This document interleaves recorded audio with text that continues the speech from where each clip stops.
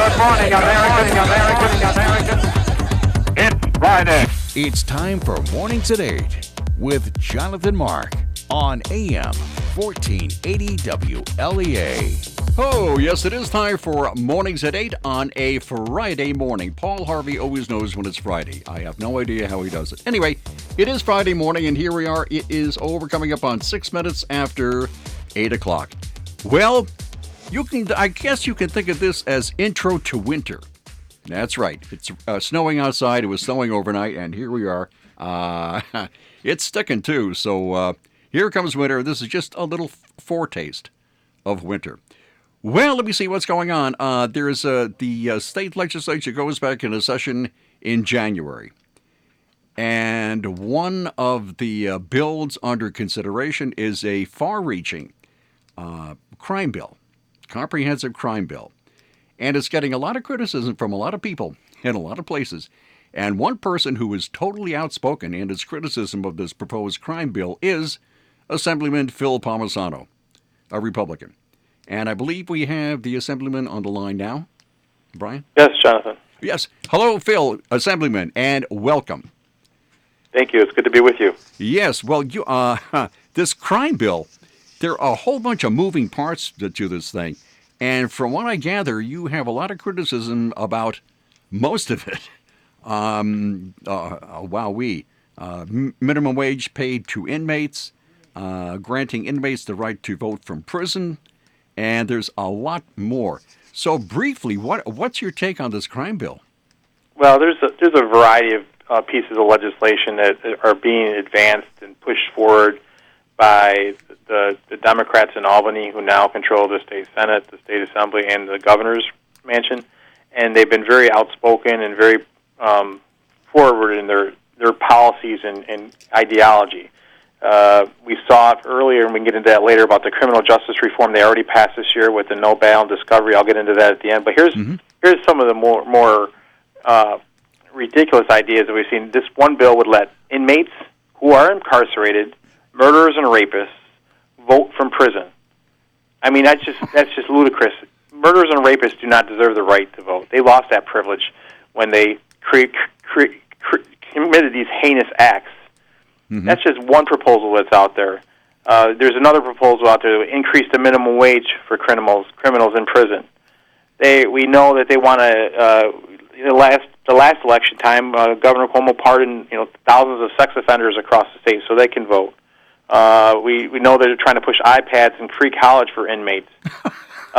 It's just one thing, Jonathan. It's just one thing after another. And here's one. We know they want to legalize marijuana. That's not as controversial. I have problems with it. I think our law enforcement has problems with it. But they also want to legalize the sex trade and prostitution. They want to legalize and allow for the creation of open heroin injection sites. And probably another piece of legislation that really just gets at me, Jonathan, and I think hopefully to the listeners, they call this bill elder parole. So what it would do is, if you're 55 years old and you have served 15 years of your sentence, you would automatically be eligible for automatic parole. So that's regardless of the crime?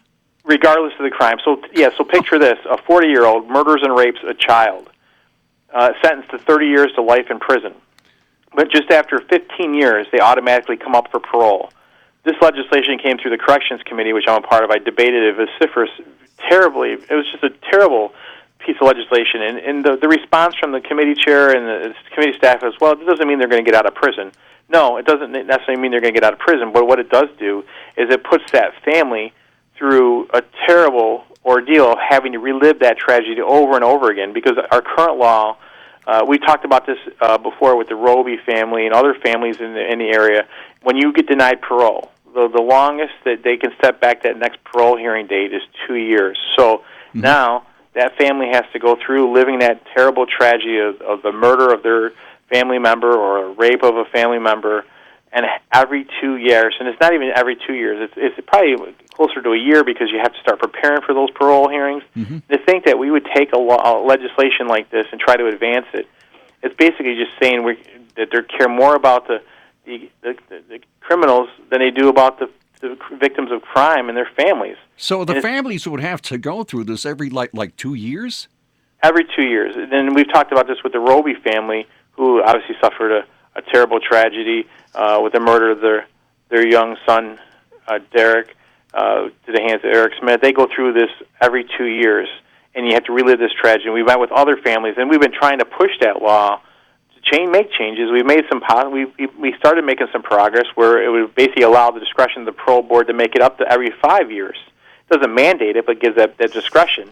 We've got defeated because there's the liberal, progressive, extreme majority in the Senate and the Assembly don't want to advance that type of legislation. We had it moved in the Senate in the past because when the Senate Republicans controlled the Senate, they would advance it, but the Assembly majority would never advance it. So yes, these families have to relive this tragedy, this terrible tragedy, every 2 years. And again, it's more than it's less than that. It's about a year because you have to start preparing and getting your testimony and getting your comments and your letters together. It's just a terrible ordeal for these families to have to go through. And just to think that someone can now get out or go before parole if they've committed 15 years to their sentence. If someone does a heinous act at the age of 40, they can automatically come up for parole at the age of 55. That's just basically saying to the victims and their family members that you don't matter to us. You know, we want to look out for the criminals. And when we discussed this debate in committee about parole or about the parole and changing the parole laws, you get response back from them saying, well, these people have families too. And I said the difference is, yeah, you have families, but those members get to see their family members. The person who was murdered don't get to see, those family members don't get to see the murder victim of their family ever again because of the crime this individual committed. So when are we going to start paying attention and caring for the families and victims of crime? That's where you see this dangerous agenda that's moving forward, where they want to keep pushing forward. And to think that, you know, to try to top it off and add insult to injury to say, well, if you're in prison, you can vote. Why not? I mean, that just doesn't make sense to me. We're speaking with Republican Assemblyman Phil Palmisano, an outspoken critic, as you can hear, of the proposed crime bill that'll probably be coming up for a vote in Albany in January. Who knows when they're going to advance it? It's my hope. I have heard some comments from some people on even a Democratic majority say, you know, that doesn't mean the bill is going to move forward just because somebody puts a bill in, and I hope not. All I can tell you is we will all fight vociferously to stop this bill. Marge Burns, Joe Giglio, Senator O'Mara, myself, all of us will be fighting this legislation because it's just terrible. It sends the wrong. It's another piece of legislation which basically shows what the priorities of the Democrats in New York State. And I've said over and over again, listen, I have family and friends who are Democrats. The Democratic Party in charge in New York State is not the Democratic Party of our parents and our grandparents. It has been co-opted by an extreme left-wing, really not. I wouldn't even go as far as progressive and liberal. It's extreme. The AOC type mantra, policy, and agenda. You know, we have Democrats in the state Senate who ran under the socialists, who have socialist background, who are part of a socialist organization, and they're trying to get more of them in their office. They're out there priming their own members in the assembly. I know people who have passed some of this really liberal legislation is not good enough for this really extreme progressive wing of the Democratic Party, so they're going out there primarying them, saying they're not doing enough to advance a liberal progressive agenda, which is devastating for, I think, the people of upstate New York. I think even Democrats in upstate New York would be appalled by the bills being advanced by the Democrats in Albany, and it's just very scary. Yeah, I was going to say that this certainly sounds like it's a downstate Democrat thing. It's definitely a downstate Democratic thing, but there are some progressive liberals around the state in different parts. You know, you get up to Ithaca. I mean, but these types of policies we're talking about are very, very dangerous. And let's get into the fact that the bills that were passed this year that really are very dangerous. The no bail and the discovery legislation. So now, beginning in January, the cash bail has been eliminated for a host of crimes, and also. So think about it this way, Jonathan. You have drug dealers from New York City that come up into Hornell in the area and sell drugs, selling fentanyl, killing people. Mm-hmm. So now, but before, when they get arrested for selling drugs and go to jail and held for bail before the court date, now they won't be able to be held for bail anymore. They would be issued an appearance ticket and say, hey, show up for court in 3 weeks. You and I both know, and the listener know both, that drug dealer from New York is never going to come back to Hornell to show up for court. They're not going to do that. They're going to send the next drug dealer up here, and they're going to just rotate. It's going to be a revolving door because they know they won't have to go into jail because they'll just get a ticket. And what does that do for the safety of our residents. When we have a growing opioid and heroin problem and a drug problem, then you have this issue up there for other crimes. People breaking into your house can be an issue to the parents' ticket rather than going to jail and getting bail. That's one thing. And then the other part of it is this: there's new discovery information where the DAs have to release all this discovery information to the defense within like 2 weeks. Yeah, I think it's 15 to 30 days, I believe. Yeah, right. And then you're talking about very sensitive information on witnesses, addresses, informant information. So how is the law enforcement ever going to get an informant to help them? You talk to Sheriff Allard or our District Attorney Brooks Baker. When I talked to them, it's basically, they both said, it's like you're putting the handcuffs on our law enforcement and taking them off the criminals. And these types of policies are very, very dangerous. They make our communities less safe. It's going to make it more dangerous. And on top of it, it's a huge unfunded mandate. And Governor Cuomo's out there saying this is an unfunded mandate. The counties are going to save money because of how they're doing this no bail, because they're not going to have as much public defender costs. I mean, that's just ridiculous. For the governor to say this is an unfunded mandate, I mean, an unfunded mandate could be staring him right in the eye saying, I'm an unfunded mandate, and he'd say it wasn't an unfunded mandate. This is clearly an unfunded mandate. It's going to cost counties millions of dollars they need more staffing, they need more personnel, and all this no bail and this discovery is just going to make our communities less safe and more dangerous, and you just see this constant pattern of policies being advanced by the Democrats in control in Albany. Well, and again, plus the District Attorneys Association, I see here, estimate it'll cost counties, law enforcement agencies, approximately $100 million. Yes. And to think that they're going to save those costs, as the governor has claimed, that through this no bail system, because the public defenders aren't going to have as much cost, it's absolutely ludicrous. I just can't believe that he's out there making this claim. He knows better. This is terrible. There should be funds. If you're going to pass laws that are going to shift costs to municipalities and to taxpayers, put the dollars in there if you believe in it so much. But they didn't put the dollars in there, and you got these criminal activist groups inmate activist groups saying, we don't need to put more money here. They can handle this. This is ridiculous. The taxpayer are going to bear the burden of this through their tax dollars and also through the safety costs, public safety costs that are going to face our communities because of these dangerous criminals being out in our community. It's very aggravating, we continue to take tools away from our law enforcement so they can do their jobs. And it's just sadly, you see that in our law enforcement, our police. You see it in our prisons with our corrections officers, taking away tools so they can do their jobs and be safe. We have a ever increasing rise in violence in our actual correctional facilities, growing and growing because of the policies of this administration, taking away tools and resources, closing down prisons, one thing after another. It's more like an agenda. If you want to talk about what the agenda is coming out of Albany, it's like criminal first, people last.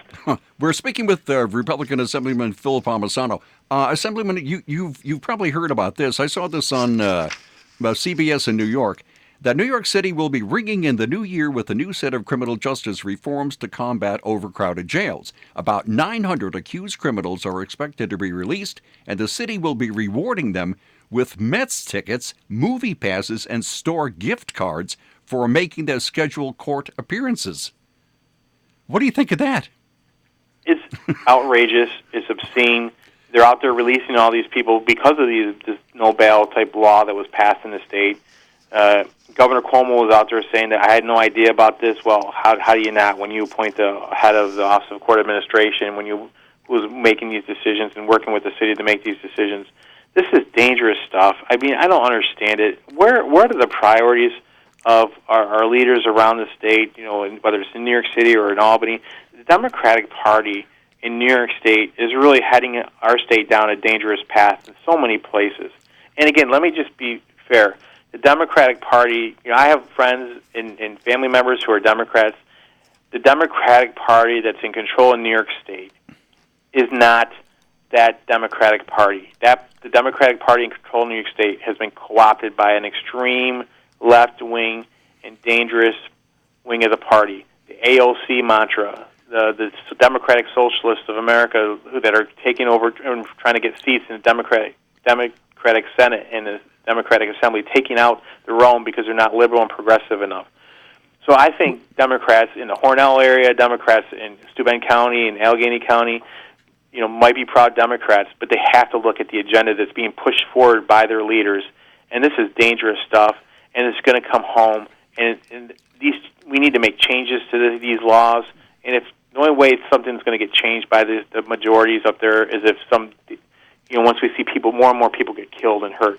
And I'm just afraid that their thinking is all about the criminal and not about the safety of the residents and the taxpayers of our district or of our region. Mm-hmm. And so it's my hope that Democrats in our region speak out to the Democratic leaders. But I know myself, Senator O'Mara, Joe Giglio, Assemblywoman Burns, our new senator who took over for Kathy Young, we're all going to be speaking out and being a voice to make sure that we hold these guys accountable.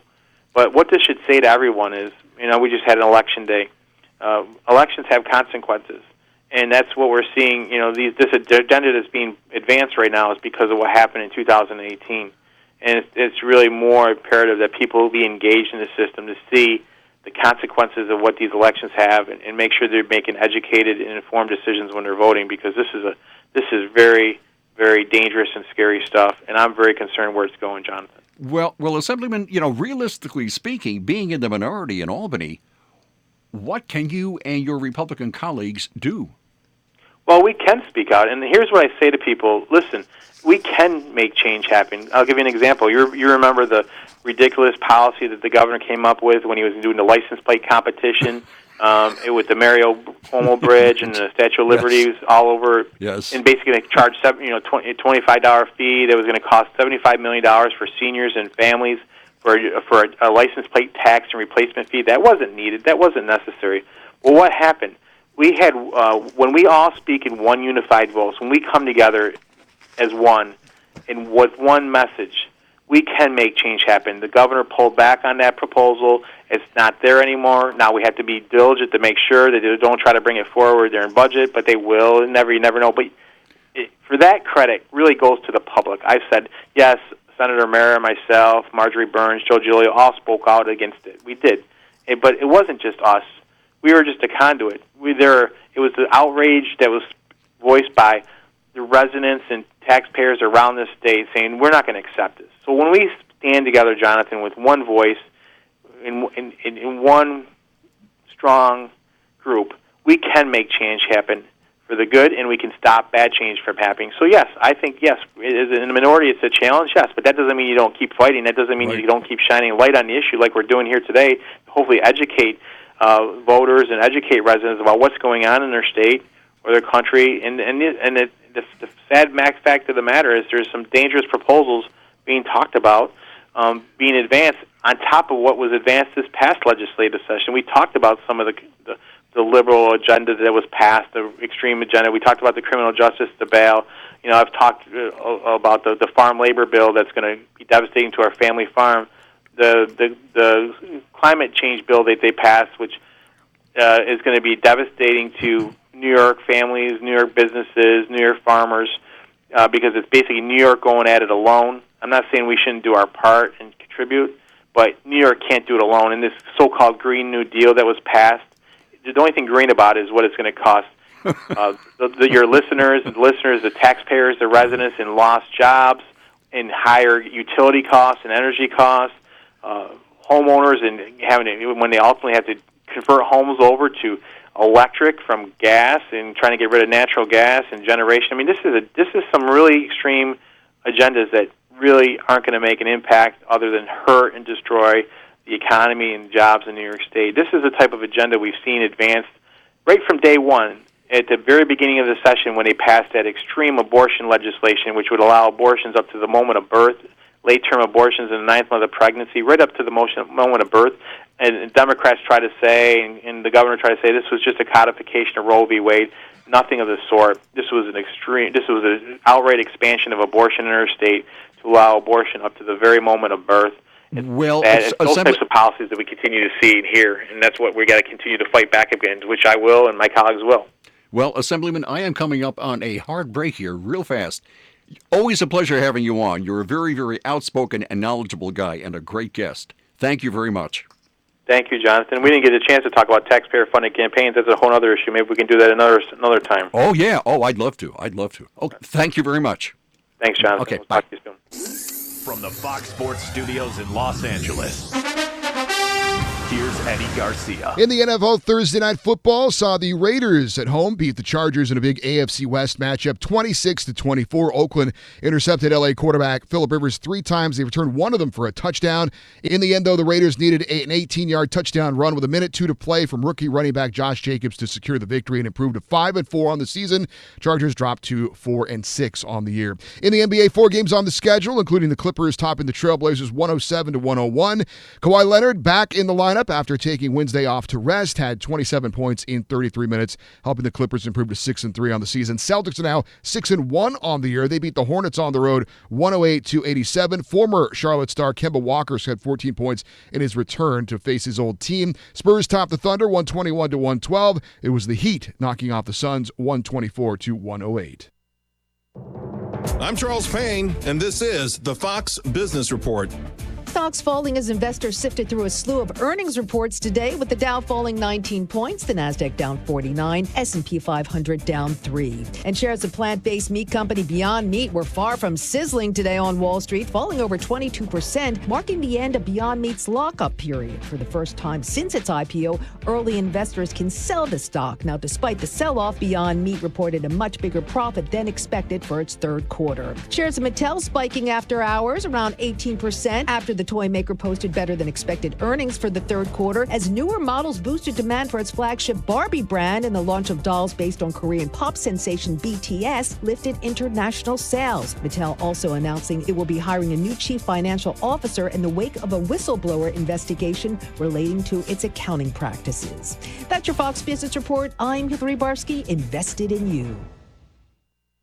Prescription products require an online physician consultation and are only available if the physician determines a prescription is appropriate. Subscription required. See website for full details and important safety information. Hey guys, good news. The outrageously expensive little blue pill is now generic, which means you can get the prescription medication to treat ED at affordable prices. And Hims makes it extra affordable. And right now, get your first online visit totally free when you go to forhims.com/joy. To start your free online visit, you need to go to this exclusive address, forhims.com/joy. forhims.com/joy.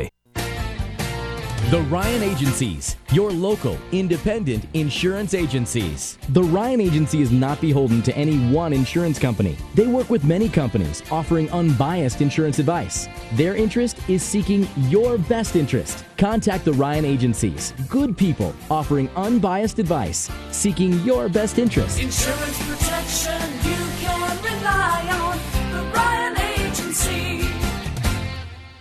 Today at Simmons Rockwell Nissan in Horseheads and Hornell, New York, you'll find brand new 2019 Nissan Sentra SV models equipped with 16-inch alloy wheels, rear monitor, push-button ignition, and cruise control for just $15,999. Shop Simmons Rockwell Nissan in Horseheads or Hornell. Simmons-Rockwell.com.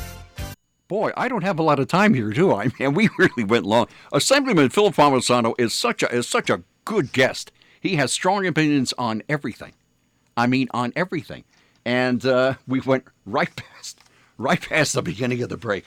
Okay, fine. I guess that's just about going to wrap it up for this week. If you'd like to get in touch with me, and I would really appreciate hearing from you, whether you like my show or not, that's fine. My email address is studio1227 at twc.com. Studio1227 at twc.com. And I have such a huge bunch of stories here. I mean, it's got to weigh like 5 pounds of paper here. However, I think I hear the sounder, and I am totally out of time. So there we go. Okay, that'll be saved for next week, I guess.